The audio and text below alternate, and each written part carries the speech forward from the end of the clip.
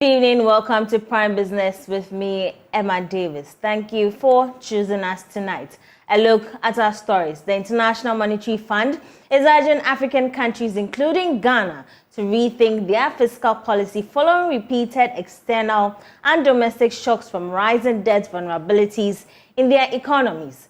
This, it warns, would crowd out private investment, raise sovereign risk, and limit countries' abilities to invest in human and fiscal capital. Vital Gaspar is the director of the Fiscal Affairs Department at the IMF and has been speaking at the 12th African Fiscal Forum. The IMF has been asking the question, how to pay for it all? The question is relevant for all of the IMF membership, but it is particularly pressing for countries in sub-Saharan Africa with the large development spending demands. From mid-2022 to the end of 2023, no country from sub-Saharan Africa issued in Eurobond markets. That was a manifestation of ABE's great funding squeeze. That has changed in January and February with a number of countries issuing significant amounts. But the coupon rates and yields in secondary markets, not shown, have stayed very high. Government has made some significant progress towards reaching a deal with Eurobond holders and external creditors by the end of this month. This is based on the outcome of the latest round of meetings with the parties in Paris, France, earlier this month. George Wiafe has the details. This is what we have picked up from persons negotiating this deal on behalf of the government of Ghana, as well as the external creditors. Joy Business understands that when it comes to the bilateral creditors, that engagement can be said to have been closed. However, we've not been able to lay hands on the terms in this agreement.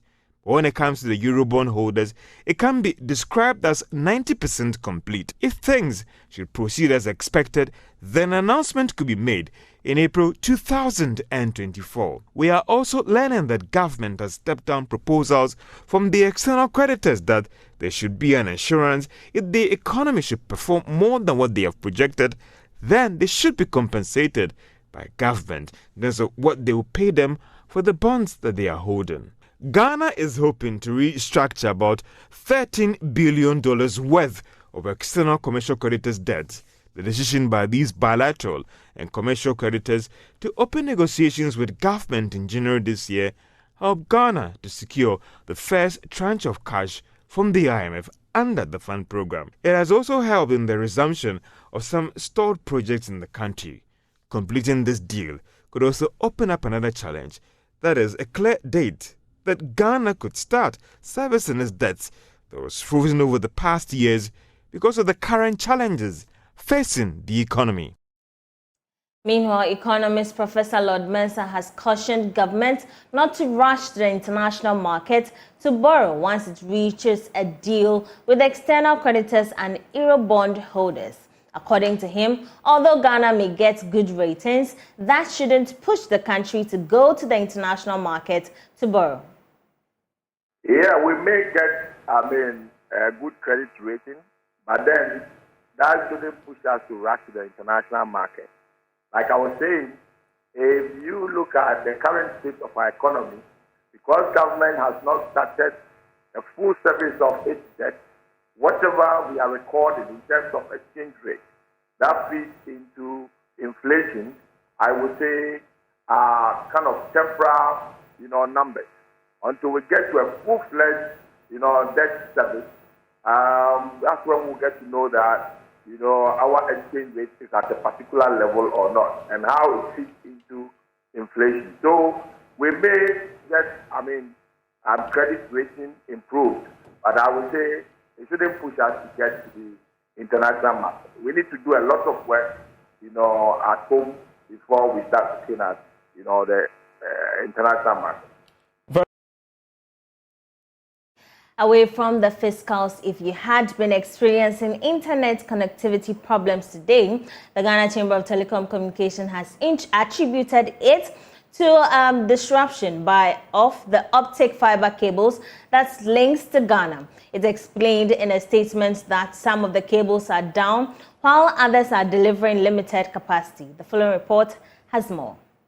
According to the chamber, the development is impacting internet, data and voice over IP services of the mobile network operators and data service providers to varying degrees. It pointed out that, as a result, customers and subscribers are currently experiencing service challenges. The chamber assured that further investigations are being carried out, as well as work to resolve the problems to restore services to customers. The statement concluded that the inconvenience to customers is deeply regretted. The Cybersecurity Authority has announced that there is a sharp rise in the number of online blackmail cases reported to its points of contact. The authority, in a statement, has advised the public to be careful when interacting with strangers on the internet. The following report has more. A statement issued by the authority disclosed that in the first 2 months of 2024, the Cybersecurity Authority received 85 reports, representing over 254% increase of blackmail cases compared to the same period last year. It explained that online blackmail occurs when an individual or a group uses digital communication methods to threaten someone with the disclosure of sensitive, embarrassing, or private information unless a demand is met. The authority is therefore calling on the public to avoid sharing personal or sensitive information online and be mindful of the contents posted online, as malicious actors can use it to profile unsuspecting people. With the long queues at various visa application centers across the country, businesses have been entreated to be wary of fraudsters. According to the head of Sub-Saharan Africa for VFS Global, local businesses should push for more information and not fall prey to the activities of scammers. VFS Global is the world's largest visa outsourcing and technology services specialist for governments and diplomatic missions worldwide. Mr. Viswanathan spoke to Joy Business at a media engagement. According to VFS Global, many individuals and businesses have been fascinated by advanced fee fraud scam that originate from several countries in Africa. Hari Prasad said the company will transform its business model with secure and efficient processes. Over the years, we've seen that customers want more convenience when they want to apply for a visa. So instead of preparing everything and coming into a visa application center, they would want convenience at their footstep. That is what we are trying to achieve as well. So if any group that wants, if there are 15 or 20 people, instead of they booking an appointment, they can make a request to us. We then take an approval from the embassy. We go to the location of their choice and replicate the same visa application center work in their location. So this gives convenience to the applicants. They don't have to take off. Once an appointment is booked on one applicant's name, it cannot be modified. So nobody can sell it. So if it is in your name, only you can reschedule it. You can reschedule it, but you cannot change the name to your family member's name. It's not possible. So we try and keep announcing in the social media, in our website, do not go and fall prey for agents that are roaming around outside. They stressed on the need to adopt a layered approach to training through mandatory baseline training. Reports by the Brew Hammond Energy Center at the Kwame Nkrumah University for Science and Technology indicates that the challenges of land litigation in the country is affecting investments in solar-powered energy projects.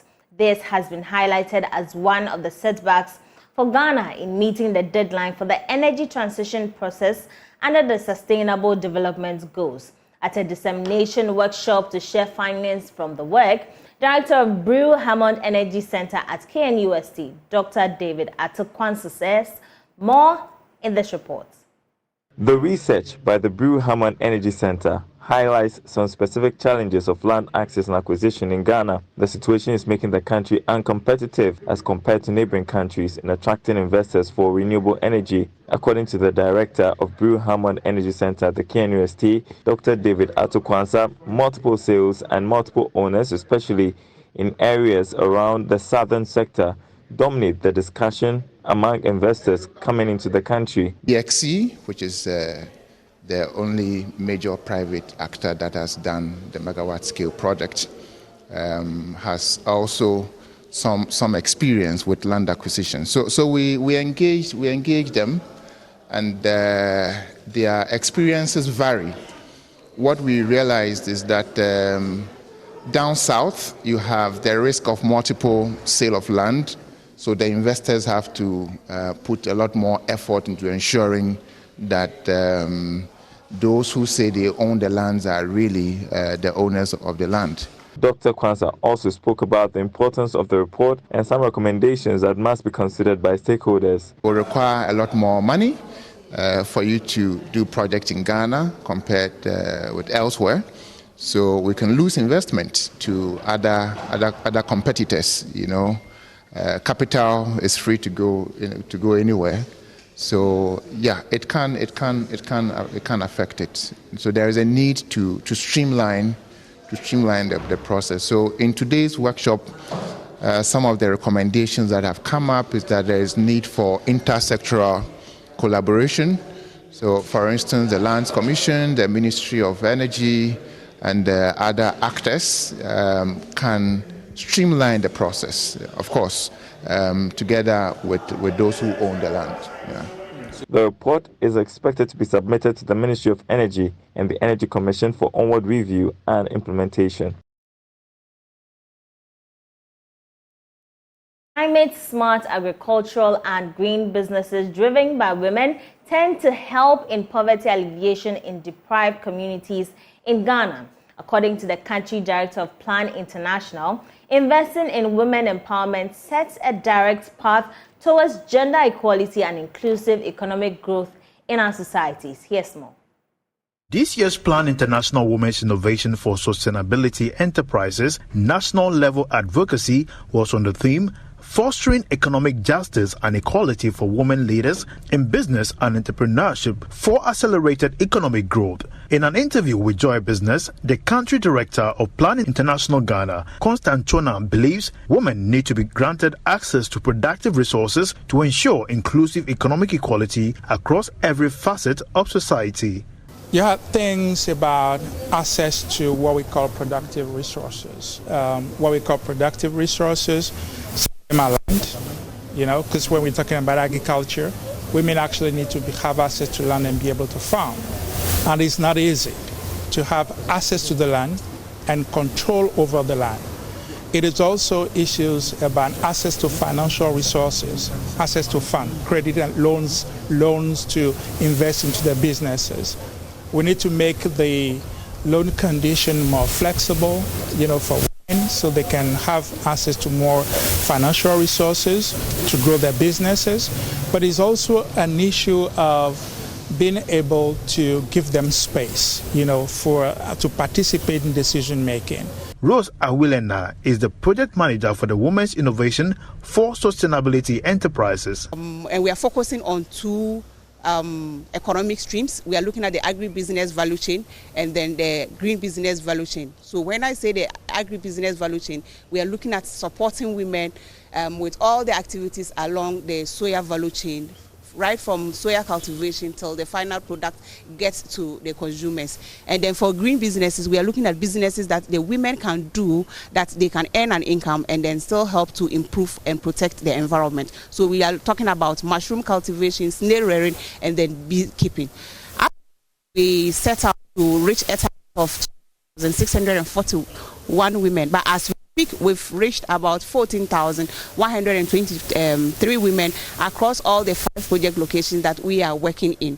The WISE project is a 5-year project funded by Global Affairs Canada in collaboration with Plan International Ghana and Plan International Canada, together with local implementing partners, Ubernet and WIDO, as well as private sector stakeholders. President of the ECOWAS Bank for Investment and Development, Dr. George Ajekum Donko, has called on business leaders to position themselves to adapt to future eventualities. According to him, the recent external shocks such as COVID-19 pandemic and other domestic shocks have shaken the foundations of most businesses in Ghana and beyond. He was speaking at the Future Ready Leadership Summit organized by the Noble Business International School.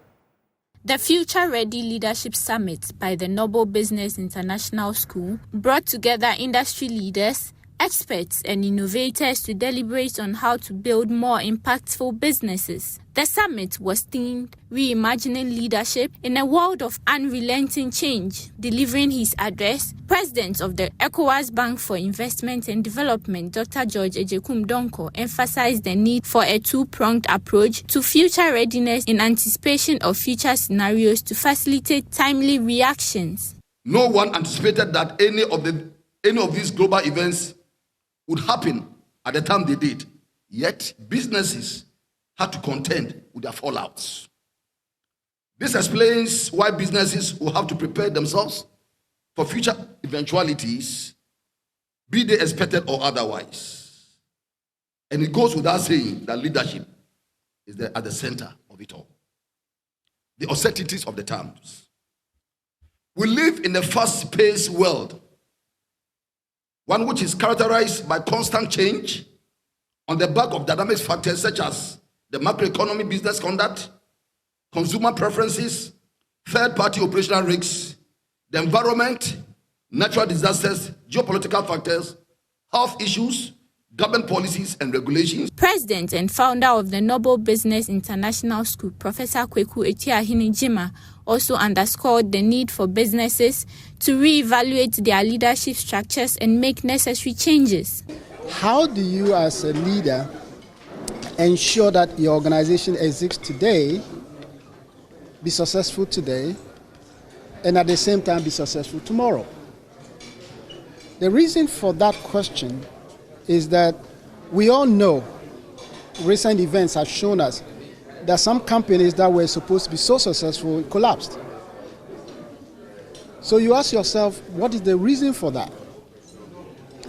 And the reason for that is that there are some leaders that tend to focus on what is happening today, building the systems, the right routines, the right personnel to succeed today.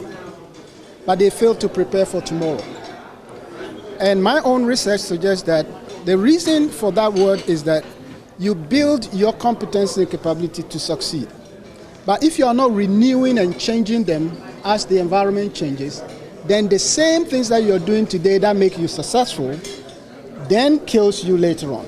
Chief Executive of the Ghana Chamber of Telecommunications, Dr. Kenneth Ashigbe, encouraged businesses to be adaptive in challenging times in order to maintain their operations. Scholars and leaders and ordinary citizens like myself undoubtedly acknowledge that the pandemic period was one of the most disruptive periods in most organizations. For most of us that have business continuity plans, a lot of us have kept our business continuity plans as our spare tires. Most of us have not tried them, and really we were found wanting.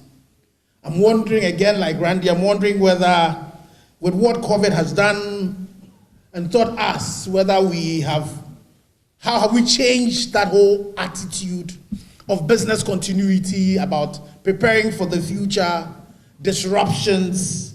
How have we prepared? And have we taken advantage of that challenge? Now, despite its untold negatives, one of the few plus points from the pandemic was that it reinforced the importance of building change capabilities within our organizations, all in an effort to ensure that we are all future ready. Businesses were also urged to invest in enhancing their compliance with environmental, social, and governance requirements, which are essential for today's financial markets. The Ghana International Investment, Trade and Finance Conference has inaugurated the Student Club of the conference with the hope of realizing the full implementation of the African Continental Free Trade Area. The chapter at the Kwame Nkrumah University of Science and Technology will deepen the understanding of young people on AfCFTA and its implications for Africa's economic landscape. Advocacy for the urgent implementation of trade finance policy reforms has been high in recent times after the activation of the African Continental Free Trade Area. The AfTA represents a milestone agreement aimed at facilitating economic integration, promoting intra-African trade, and unlocking the immense potential of diverse economies of Africa. Full implementation of AfTA would reshape markets and economies across the region and boost output in the services. The establishment of the GIFIC AfTA Tertiary Student Club at the Kwame Nkrumah University of Science and Technology underscores the commitment of stakeholders to actively engage and empower the youth for their roles. The inaugurated GIFIC AfTA Tertiary Student Club will deepen understanding of the AfTA and perpetuate the culture of collaboration and networking among students. Chief Executive Officer of Ghana International Investment Trade and Finance Conference, Selassie Kofi Akom, says the mentorship on AfTA will facilitate self-employment drive. The AFCFTA not only facilitates the movement of goods and services, but also creates a conducive environment for entrepreneurship to thrive. By providing mentorship, we aim to inspire and empower students to harness their creativity and entrepreneurial spirit to drive positive change and create sustainable impact in their various communities. Lastly, our club seeks to promote active engagement in discussions and initiatives related to trade, development, and sustainable growth. We believe that by encouraging dialogue, debate, and critical thinking, we can contribute to shaping policies and frameworks that are inclusive, equitable, and beneficial to our stakeholders. The event followed a public lecture on the theme Empowering the University Community with AfTA Vision. Chairman of the GIFIC AfTA Tertiary Student Club and Managing Director of the Bulk Oil Storage and Transportation Company, Edwin Alfred Provincial, is encouraging members of the club to tap into the opportunities. As members of the GIFIC AFCFTA Club, you have the unique privilege of being at the forefront of a movement that seeks to redefine the future of Africa's economic destiny. I encourage you to actively participate in club activities, engage in meaningful dialogue, and leverage your skills and talents to contribute to the club's mission and objectives. By becoming a member of our club, you gain access to a wealth of resources, networking opportunities, and platforms for personal and professional growth. The executives of the new GIFIC AfTA K University Chapter Club were sworn into office. Reporting for Joy News, Clinton Yabwa. We've all heard at one time or another Bank of Ghana's policy rate.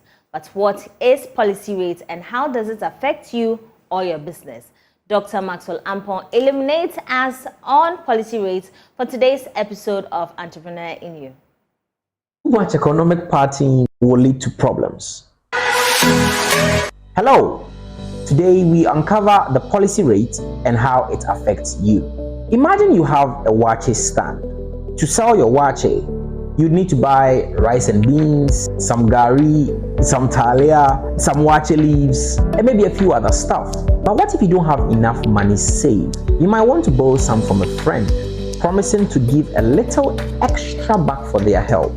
The policy rate set by the central bank is the benchmark interest rate from which all other interest rates within the economy is derived. So that extra interest that the big banks within our country ask for when others borrow money goes higher when the policy rate goes higher and goes lower when the policy rate goes lower. When this extra is a lot of money, people and businesses think twice before borrowing because it means you have to pay back more money. Why does this matter to you and me?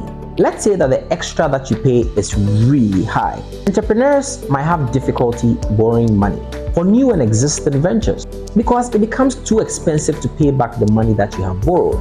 Businesses might not also borrow to grow bigger or to manufacture or to create other revenue generating avenues because it's too much money. It's too much money to pay back as interest. This can slow things down within the country. But if the extra that you pay is also too low, then it's like a party. more people borrow and spend within the economy. Businesses grow. However, too much economic partying will lead to problems. So the policy rate is like a dial on our country's economic radio. Our central bank's job is to find that right volume, because a higher policy rate tightens monetary conditions, making loans more expensive, and as a result, slowing down spending and investment to control inflation. On the other hand, a lower policy rate loosens conditions, encouraging borrowing and investment, aiming to stimulate economic growth. So again, why should we care? Because whether you are saving money to start a new business, or you are running an existing business, or you are just living your life, this rate affects how much things cost. It affects how easy it is to spend money or save money, and how our economy welcomes our entrepreneurship endeavors. That's it for today. Thank you for joining me. Keep well. Brought to you by Africa School of Entrepreneurship.